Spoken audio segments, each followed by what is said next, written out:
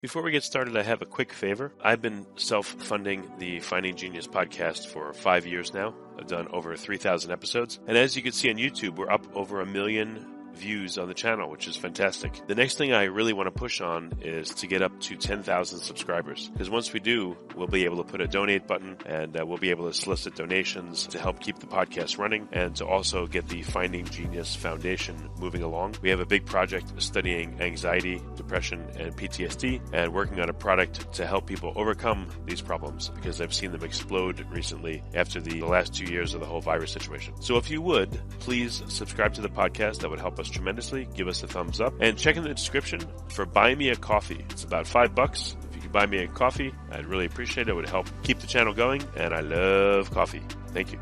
Forget frequently asked questions, common sense, common knowledge, or Google. How about advice from a real genius? 95% of people in any profession are good enough to be qualified and licensed. 5% go above and beyond. They become very good at what they do, but only 0.1% are real geniuses. Richard Jacobs has made it his life's mission to find them for you. He hunts down and interviews geniuses in every field: sleep science, cancer, stem cells, ketogenic diets, and more. Here come the geniuses. This is the Finding Genius Podcast with Richard Jacobs.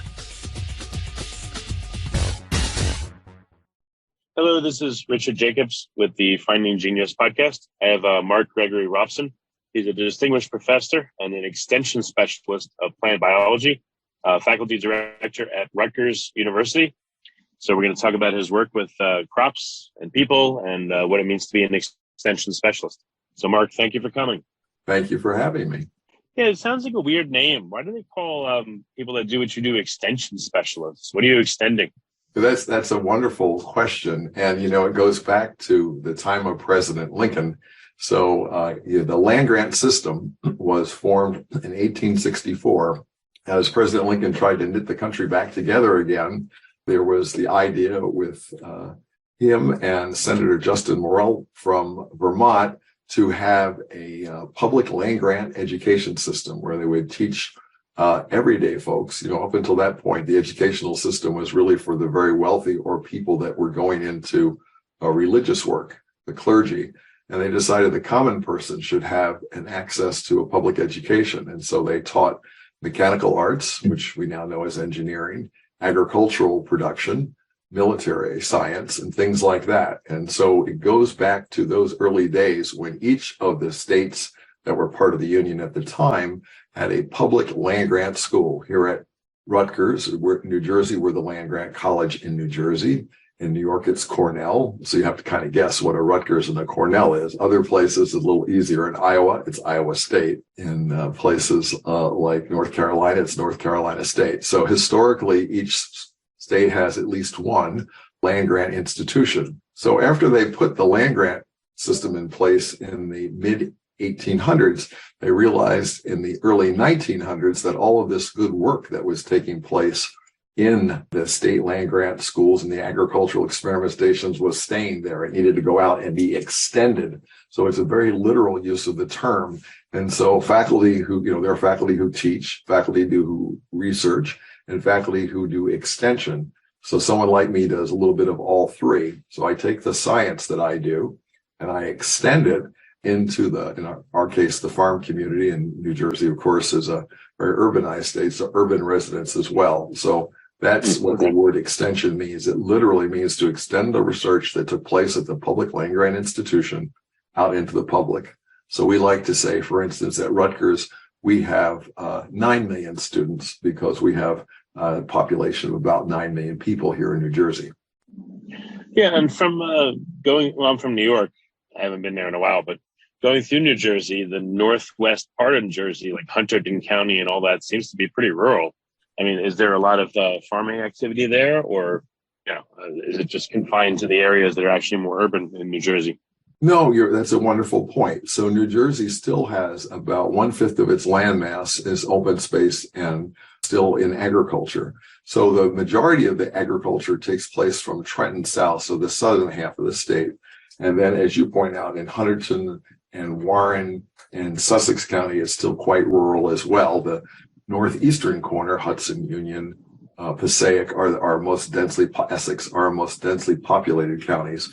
So southern New Jersey still has lots of active agriculture. We have about 10,000 farms still in New Jersey, and the majority of them are in the southern part of the state.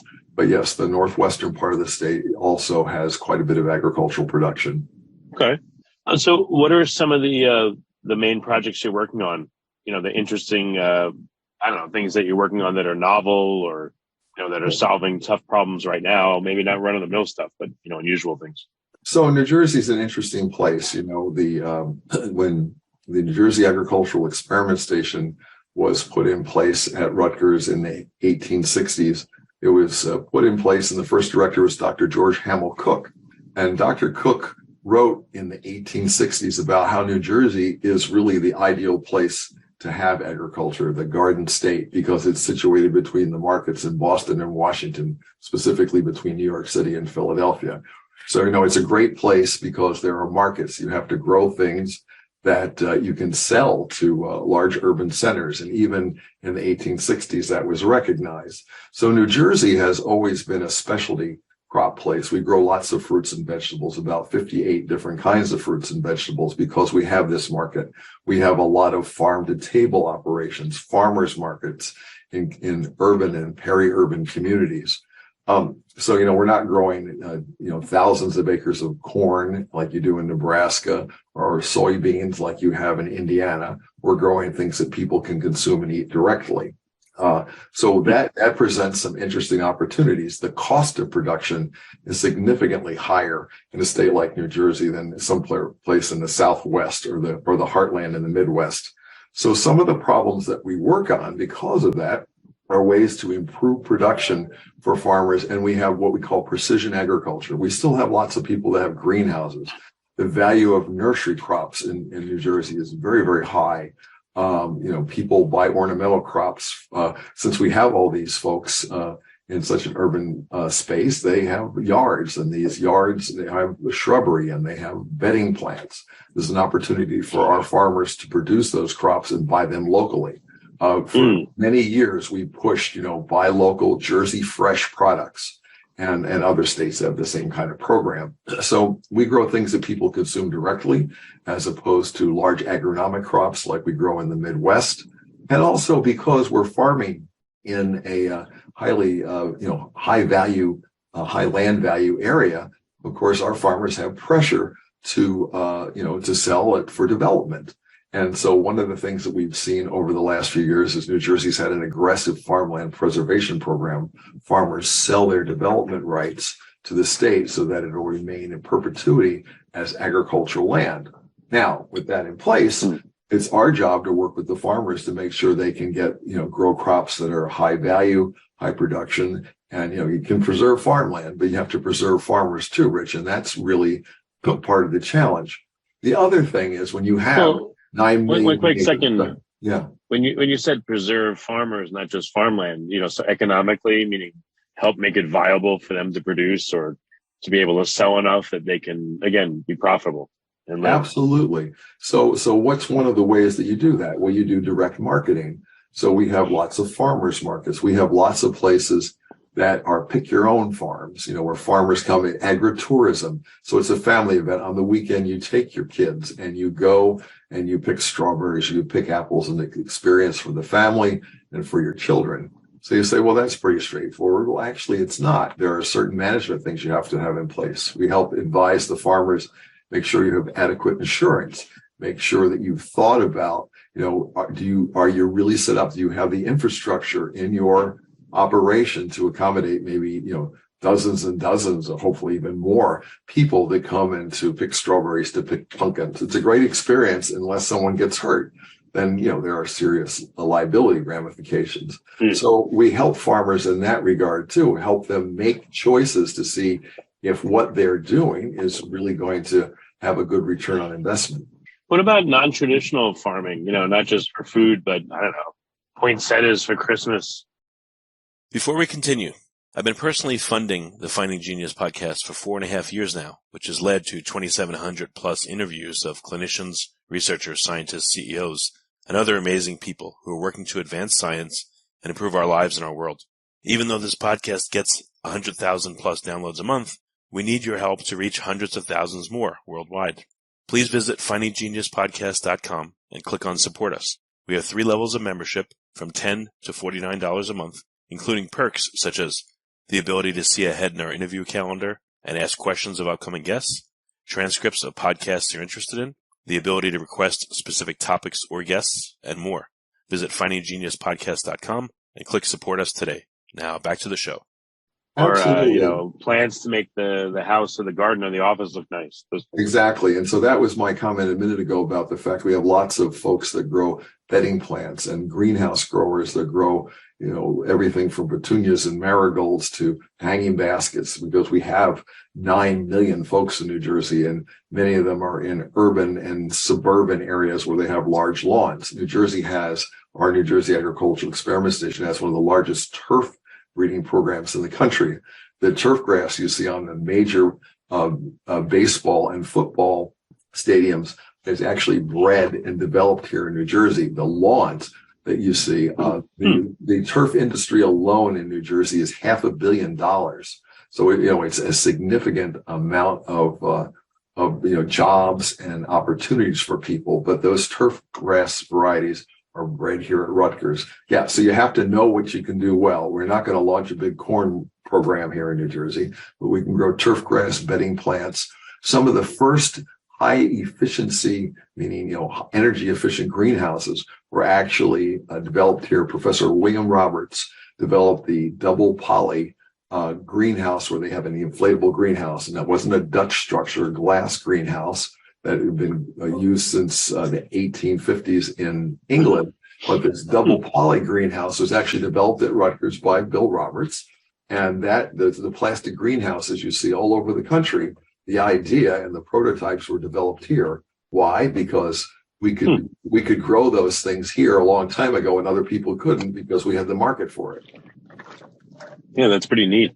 So what are some of the trends of things that are now becoming more popular to grow, and which things are maybe fading out? So it's exciting. One of the things that we've been involved in, and I have 2 graduate students right now who are working this really controlled environment agriculture. There's a large place up in Newark called Aero Farms, and it's a combination of, they've been on the front of the New York Times Magazine and several business magazines. So you take urban spaces, the Aero Farms in particular was an old steel mill, and there was tax incentives and opportunity to hire local people, so you have a labor force, and to have this tiered stacked microgreens, which are very valuable, salad greens. And so they are with LED lights and what we call precision agriculture environment. They control the environment very carefully using hydroponic systems. They're growing all these microgreens, this high-end salad materials. And they've gotten contracts with large airlines that, serve the New York area, in New Jersey and New York, so that the products for their catering for the airline meals include their products. And you can also buy them in, the better grocery stores. So that was something, you wouldn't necessarily have the market for that in the middle of the heartland, but you do here in the Northeast. The other thing that we have an increase in is organic agriculture. There are lots of people in an urban area like New Jersey who are willing to pay a premium for organically grown products. But organically grown products require a lot more strategy. You have to be smarter than the bugs and smarter than the diseases. So we have faculty at the experiment station who work on, everything from biological control to natural products. We have a large basil breeding program. Basil is a very high value crop. And Dr. Jim Simon here at the experiment station has a fleet of graduate students working on this high-end basil that is resistant to several serious fungal diseases. And if the basil has natural immunity to the fungal disease, then of course you don't have to spray. You can grow it organically. Basil's a high-value crop. The farmers can see a great ROI. Okay. Why? Maybe silly question, but why is basil such a high-value crop, for instance? Well, people like it in salads, and they like it as something to add to sauces and flavors. And again, you have to have a large urban area. We have the market for people, not everybody's going to go buy basil each week, but people that want basil want high quality basil. And, hopefully, if you want to make a nice, tomato and mozzarella salad, you want to garnish it with a little basil. And you don't want basil that's got a lot of pesticide on it. You want basil that was organically grown and probably also taste a lot better that way. Yeah, it makes sense. What about how important is it to help farmers extend their season or try to grow year round if it's possible in New Jersey? So that's where the precision agriculture and the controlled environment agriculture come in. The challenge, of course, is we have a very fixed growing season. I mean, that's why California and Florida, with many more months that they can grow. In New Jersey, our farmers, the early vegetables, they get on the field in March and they can start to harvest some greens maybe in late April, early May. And by October, things are pretty much done. Whereas in Florida and California, of course, the growing season is almost all 12 months. You can move things into a greenhouse in a controlled environment, but it becomes a lot more expensive with energy costs. So that's one of the other things that our agricultural economists do, is sit down with farmers and talk about, okay, can you, with what you grow and how you market this and produce it, can you spend the extra money on a controlled environment? Obviously, we're growing poinsettias, you're inside. Poinsettias are a greenhouse crop. We have lots of large poinsettia growers in New Jersey, yet many of the poinsettias that you see in the big box stores this time of year actually come to us down from Canada. The Canadian government provides some really good incentives for their farmers. We always want all farmers, whether they're here in the U.S. or around the globe, we want farmers to be successful and survive. The Canadian farmers have an arrangement with their government to support them by having lower energy costs, so they can produce poinsettias in many cases significantly cheaper than our New Jersey, New York poinsettia growers can do. So if you look at the country of origin sometime, if you go to a large box store, you'll see that they might have come from Canada or from Mexico. The poinsettia actually is a native of Mexico, and the word poinsettia has no botanical significance. Mr. Poinsett was the ambassador for whom the poinsettia was named because he brought it back, found it interesting. So not much botany there, a little bit of politics. But it's a popular plant, but a lot of them come from Canada or Mexico because it's less expensive to grow. Yeah. What are some of the some of the big issues that are impacting small farmers that you work with? Is it cost of fertilizer or? Yeah, there's three things. Yeah, exactly. So the first are anything related to labor costs. New Jersey, of course, it's an expensive place to live and an expensive place for everyone to live. And so, there are minimum wage is higher here in New Jersey than other states. And, some farm labor is very skilled. Other farm labor is, pretty entry level. And yet, even the entry level workers, their salaries are significantly more than other states. So labor costs are significant. The second one you just touched on with things like fertilizer. Fertilizers, pesticides are all petroleum-based products, as are the petroleum itself. So fuel costs for the tractors and equipment, pesticides and fertilizers all are tied to the price of oil. And, you just have to watch what's happened over the last 24 months. It was never inexpensive. Now it's very expensive. Diesel in particular is what's used on farms most of the time. And while there's a little bit of relief for gasoline prices for you and I at the pump, people who are buying diesel fuel, whether it's over-the-road truckers or in our case farmers, are paying significantly more. The irrigation equipment, those pumps are fueled with diesel fuel. So it's very expensive for fuel costs, very expensive for labor costs. And then just the general cost of doing business in a place like New Jersey. There are, and in many cases, very good regulations, but there are lots of regulations that control what you can and can't do in an agricultural setting, like in many kinds of businesses. And those regulations have an associated cost with them. So farmers have to bear those costs, the regulatory costs to be in business. And if you are a very small farmer or a medium-sized farmer even, you might not necessarily have the economies of scale where you can absorb those costs easily. And so that is a challenge. There are about 10,300 farms or so in New Jersey. surprisingly, Rich, that's a larger number than 10 years ago when they did the Census of Agriculture, because there are many new smaller farms coming into business. We have a great program at Rutgers called, very cleverly now, since RU, Rutgers University, the moniker is Are You Ready to Farm?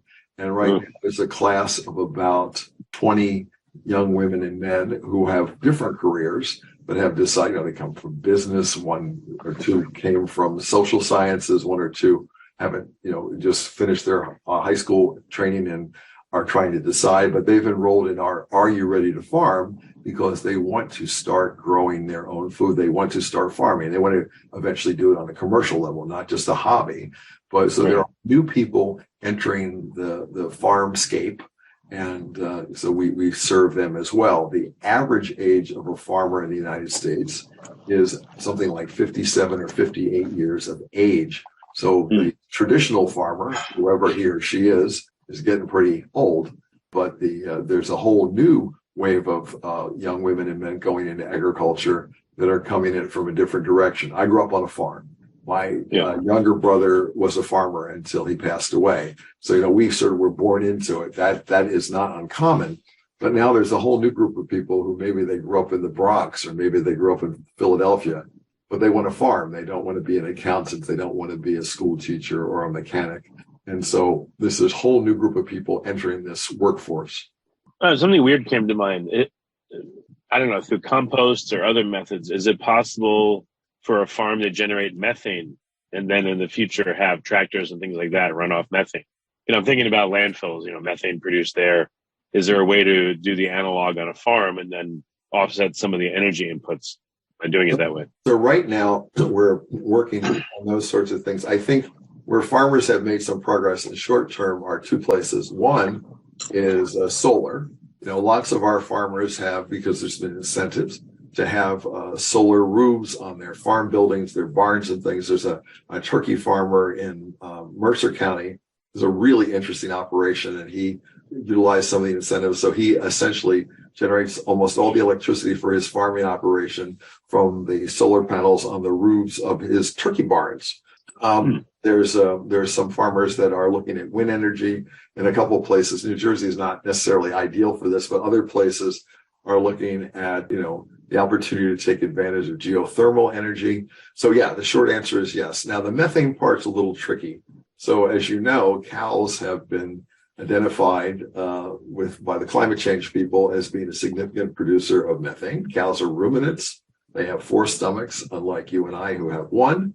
And that one great big stomach, the rumen, is a giant fermentation vat. And so the methane that cows are exhausting every day, all day, is a contributor to climate change. And then the question becomes, how do you manage it? In a lecture I give in my agroecology class, which is a senior colloquium I teach, I presented some just findings from other places, not done at Rutgers, but there's a whole team of researchers looking at selecting cows that produce less methane, just sort of like from a breeding perspective. I think that's a ways off yet. The landfill methane recovery is still in its early stages. Here in New Jersey, we have a big partnership the Experiment Station does with the Burlington County landfill, where we harvest the methane. It's stripped and cleaned, and then for a while it was repurposed into a large greenhouse operation that we had on site. There were some technical difficulties. I think that technology will eventually get there.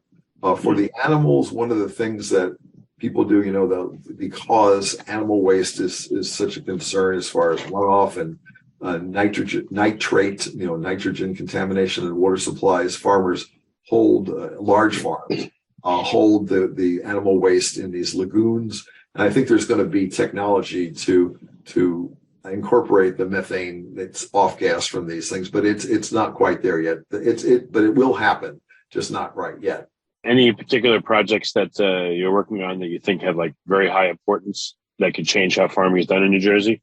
So it's very generic. But, no, that's a good question. So one of the things that, so I'm trained. I grew up on a farm and trained first degree in agricultural science, the next to in plant science, and then I retooled and went back and got a second master's, and I'm aboarded as a toxicologist. So I look at the health and safety of what the farmers do on the farm and how it impacts their health and safety and eventually everybody's. So I look at pest control strategies and pesticides. I guess if I had to describe myself, I'd say I was a pesticide toxicologist. And so one of the things that I think is more important than ever is to come up with pest control strategies that are going to really be environmentally friendly, but much more importantly, be human health friendly. We've done over the years, there was lots of work in integrated pest management, carefully monitoring the pest populations. If there aren't pests there, why would you spray? Historically, going back to the 40s, right after the Second World War, there was all this chemistry that made its way into agriculture. And people sprayed by the calendar. Oh, it's Tuesday, I'm going to spray. Well, maybe the bug population was incredible that week and you should spray. Or maybe the conditions were such that there weren't any insects. Why would you spray? Why would you add that to the environment? Why would you spend the money? But the stuff was cheap and we weren't that environmentally savvy.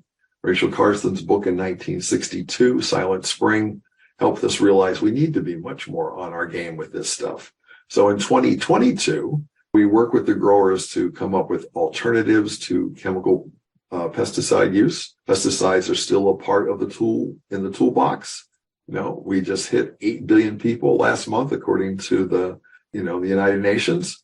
4 billion of those 8 billion people have rice as the principal component of their diet. So while I don't work on rice in New Jersey, we don't grow any rice in New Jersey. I work on rice farms throughout Southeast Asia with NIH-funded projects. We're trying to help those farmers reduce their pesticide burden to improve, their environment and also to reduce their own health risk.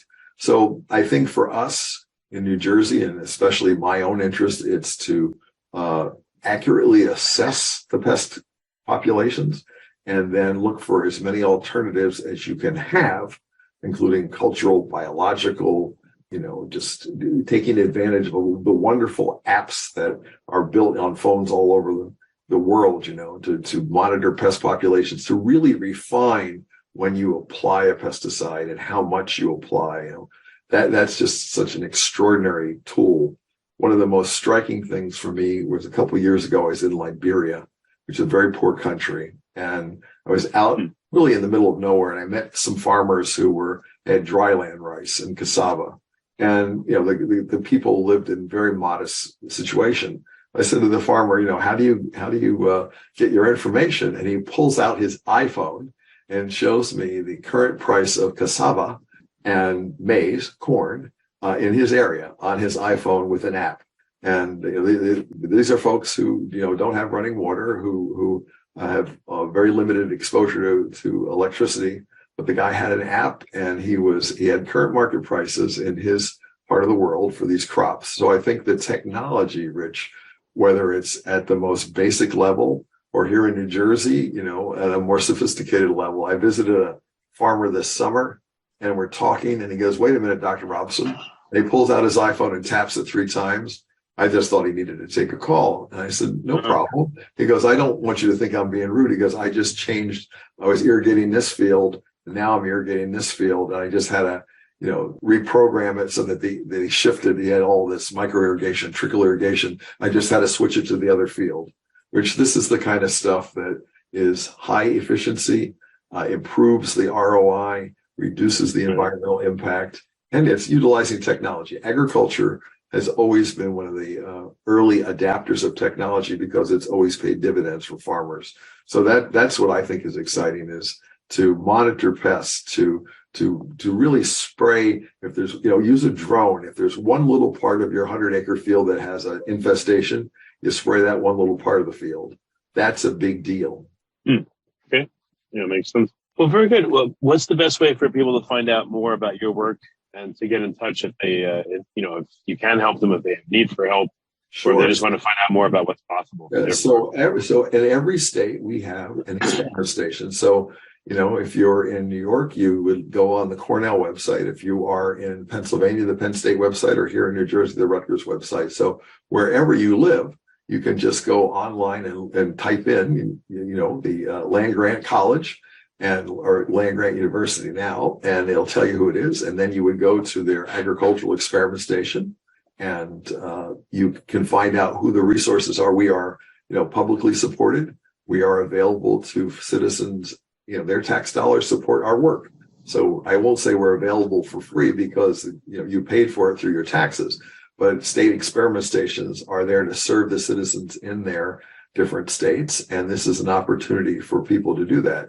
If you're particularly interested in what we do here in New Jersey, you go to Rutgers, the New Jersey Agricultural Experiment Station, and then you will see about 58 people that have the same title as me: extension specialist in turfgrass, extension specialist in animal husbandry, in food and nutrition.